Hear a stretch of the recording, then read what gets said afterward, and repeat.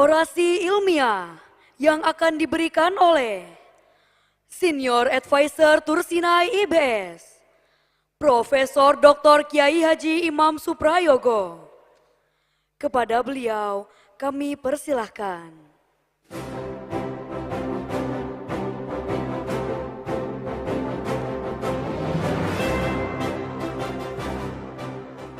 Assalamualaikum warahmatullahi wabarakatuh.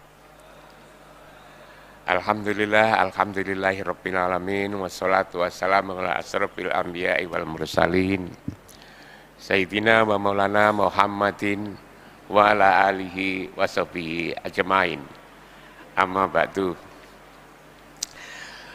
Mohon maaf, baru naik saja sudah dituntun karena kaki baru patah, pakai sepatu saja masih belum bisa.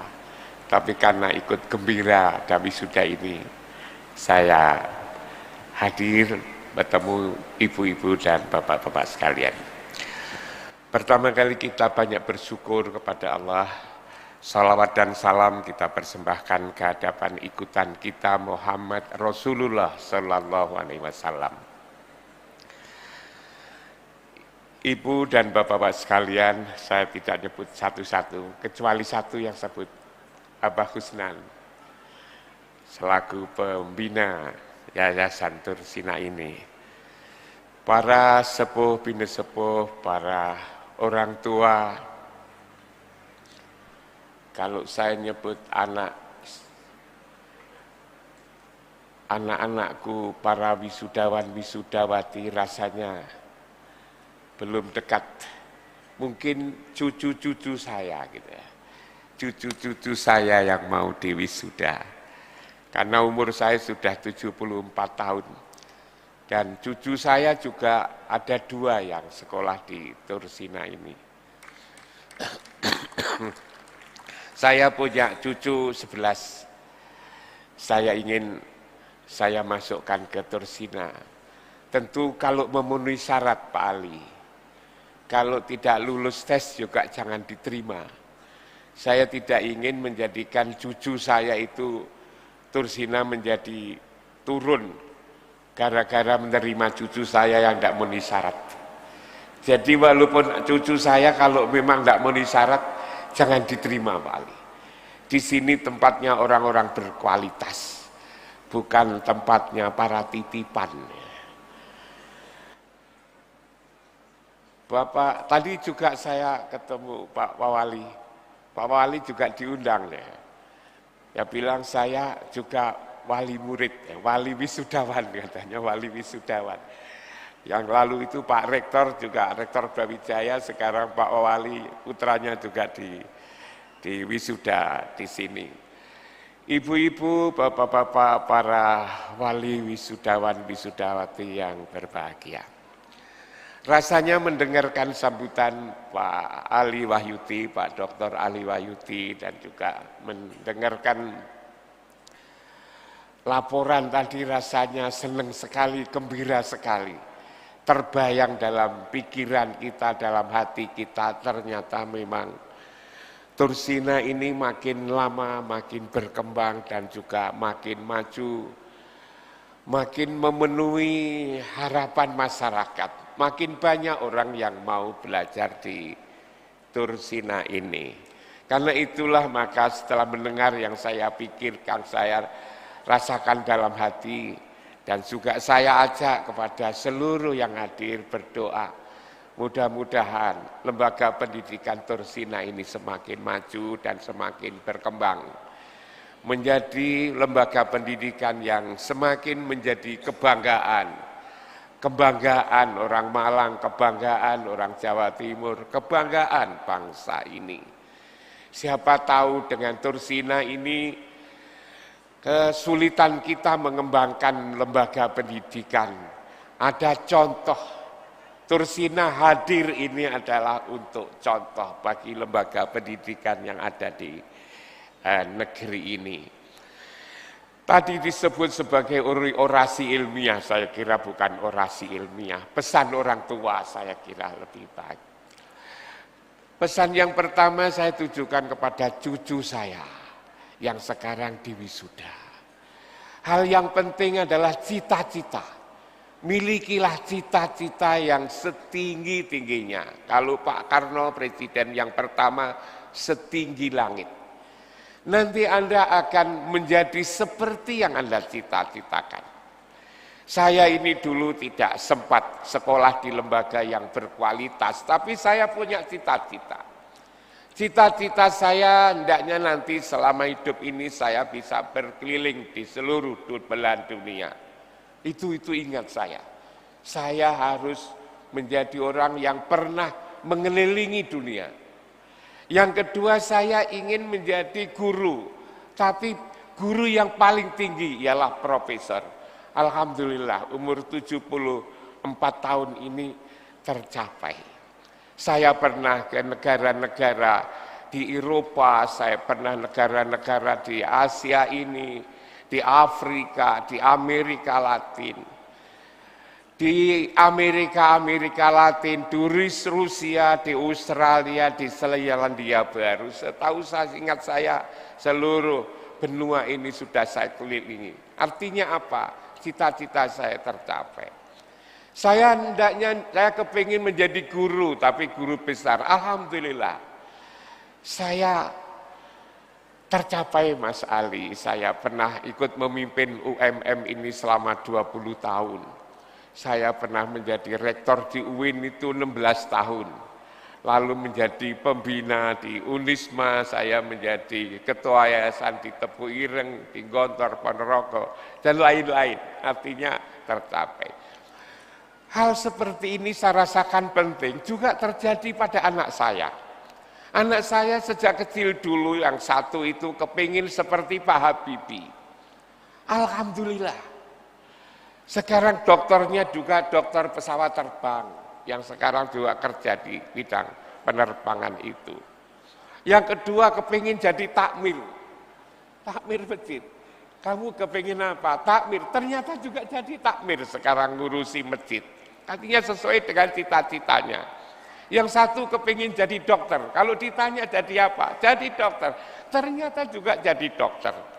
Yang satu lagi kepingin untuk mengembangkan informasi agar terkenal. Ternyata juga S2, lulus S2 ITS, Teknik Informatika. Jadi anak-anakku sekalian, milikilah cita-cita sesuai dengan hati nurani. Insya Allah sampai nanti akan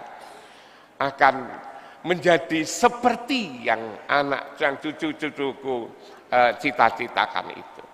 Yang kedua yang dikatakan oleh Mas Ali, Pak Dr. Ali Wahyudi tadi. Mohon maaf saya kalau nyebut Pak Ali itu mesti Mas Ali karena panggilan sejak lama itu begitu.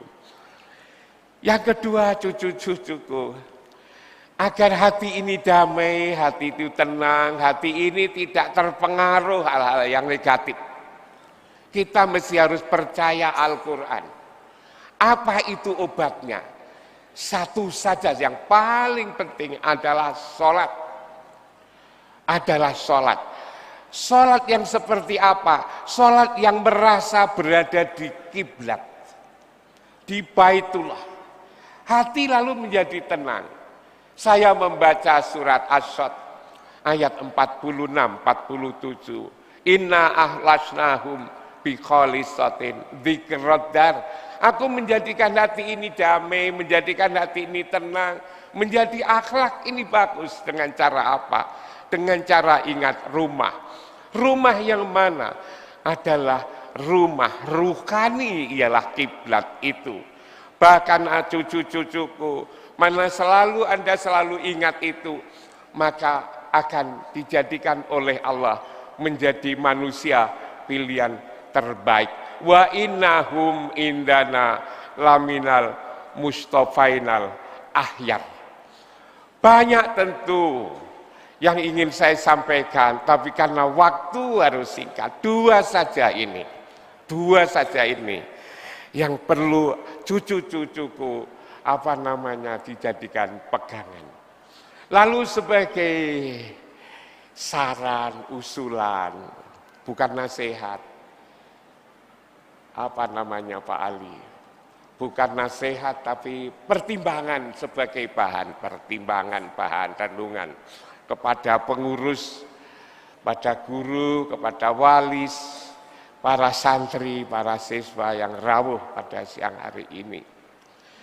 Kalau saya datang ke Tursina, saya tidak tanya macam-macam. Yang saya tanyakan adalah kesejahteraan para guru. Pak Ali mesti saya tanya, bagaimana kesejahteraan guru? Kenapa saya tanya seperti ini? Saya teringat ketika saya pergi ke Irak, bertemu dengan Saddam Hussein. Saya pernah bertemu Presiden Saddam Hussein. Ketika saya ketemu Presiden Saddam Hussein tahun 92 waktu itu, saya kagum dengan cara berpikir dia itu. Negara Irak adalah negara padang pasir yang suka perang. Agar negaranya bisa bertahan, memenangkan peperangan, Saddam Hussein membuat strategi ialah selalu mencintai para tentaranya. Saddam Hussein Presiden Irak sangat mencintai tentaranya. Tentaranya tidak boleh susah. Tentaranya harus gembira, tentaranya harus bangga menjadi tentara. Karena itu apa yang dibutuhkan, walaupun itu mungkin juga tidak semua terwujud, sangat diperhatikan. Tentang bagaimana perumahannya, tentang bagaimana keluarganya, tentang bagaimana kualitas hidup untuk anak dan istrinya. Sampai ada perumahan yang begitu indah, yang begitu luas. Saya tanya, ini perumahan apa? Ternyata ini adalah perumahan para janda perang. Itu dihormati seperti itu. Atas dasar inspirasi itulah saya selalu tanya pada Pak Dr. Ali Wahyudi ini. Tolong Pak Ali, para guru-gurunya itu digembirakan. Guru-gurunya itu dijaga, dilihat secara terus-menerus. Saya tanya, bagaimana kehidupannya, bagaimana rumahnya, bagaimana sehari-harinya. Mengapa itu saya tanyakan? Saya tidak ingin para wali siswa yang sudah begitu percaya kepada Tursina ini, setelah belajar di Tursina, para putra-putrinya dididik oleh orang yang mengeluh. Dididik oleh orang-orang yang sehari-hari menderita. Dididik oleh orang yang sehari-hari ditukari oleh istrinya atau suaminya karena kekurangan. Maka lalu yang kalau masuk sekolah bukan siap untuk mendidik, tetapi bagaimana saya nanti akan mempertanggungjawabkan kepada istri saya, kepada anak-anak saya. Maka yang selalu saya sarankan, saya tanya, mungkin Pak Ali tidak sadar itu pertanyaan saya itu. Pertanyaan saya ini adalah untuk memastikan bahwa para santri-santri ini diajar oleh guru-guru yang gembira, guru-guru yang bahagia, guru-guru yang bangga menjadi guru, dan guru-guru yang hidupnya sejahtera. Karena itu para santri-santri adalah diajar oleh guru ideal seperti itu. Pak Ali lalu tanya, gimana untuk memenuhi itu? Runding sama kepala, sama para orang tua.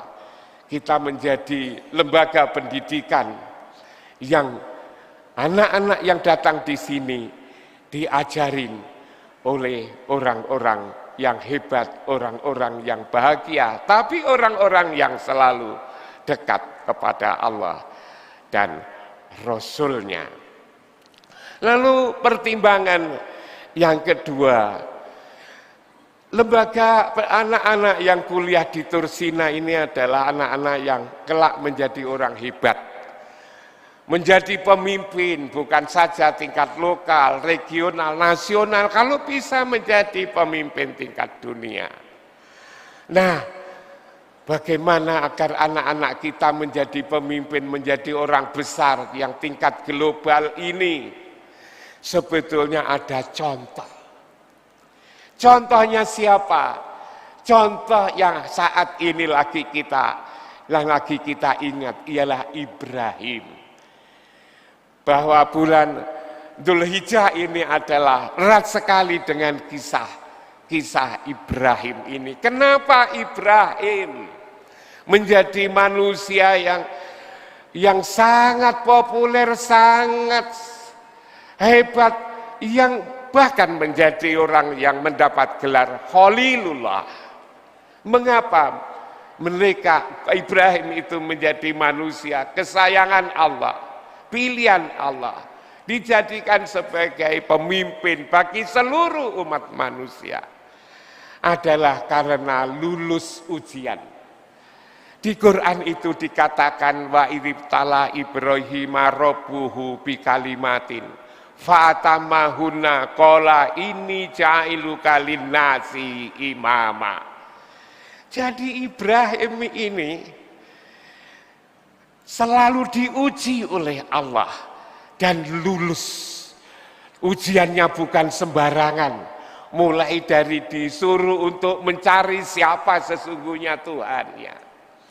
Diuji mendapatkan istri yang tidak segera mendapatkan anak bertahun-tahun sampai usia tua. Diuji Ibrahim itu untuk meninggikan bangunan Ka'bah. Diuji oleh Allah, Ibrahim itu disuruh menyembelih anaknya. Luar biasa beratnya Ibrahim ini, yang tidak mungkin bisa dilakukan oleh sembarang orang. Karena itulah para ibu-ibu, bapak, para wali, wisudawan, wisudawati, kalau putra-putrinya tatkala dididik di sekolah ini, di Tursina ini, ada hal-hal yang berat karena para guru mendapatkan inspirasi dari Ibrahim ini. Tidak mungkin orang menjadi pemimpin besar kalau hidupnya ketika kecil lalu dimanja-manja, dipuji-puji, diayun-ayun.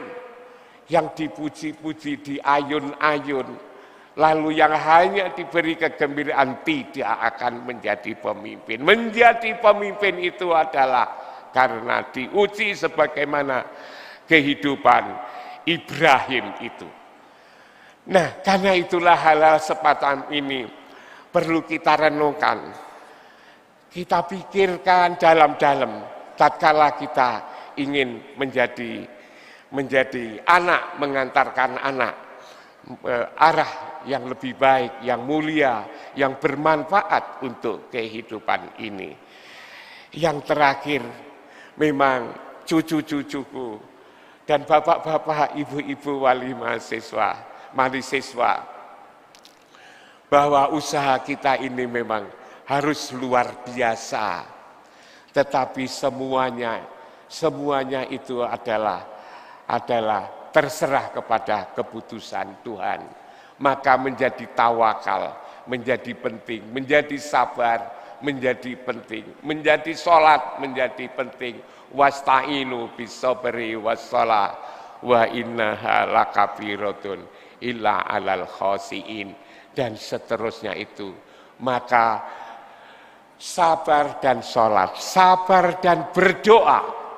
Anak-anakku tadi, sholat adalah berdoa. Doa daripada orang tua, doa dari ibu dan bapak, itulah sesungguhnya nanti yang akan mendapatkan jawaban.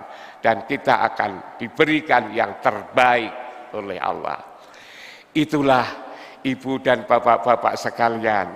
Yang pertama tadi kalau saya ulang, muliakan guru-gurunya Pak Ali Wahyudi dan teman-teman.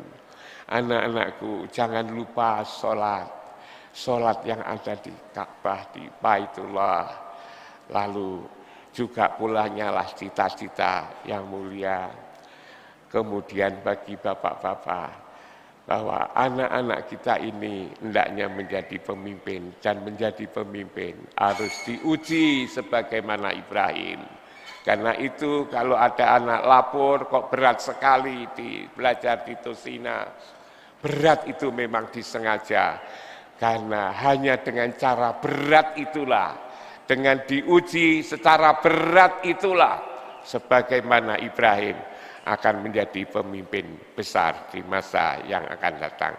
Terima kasih, kurang lebihnya mohon maaf. Assalamualaikum warahmatullahi wabarakatuh.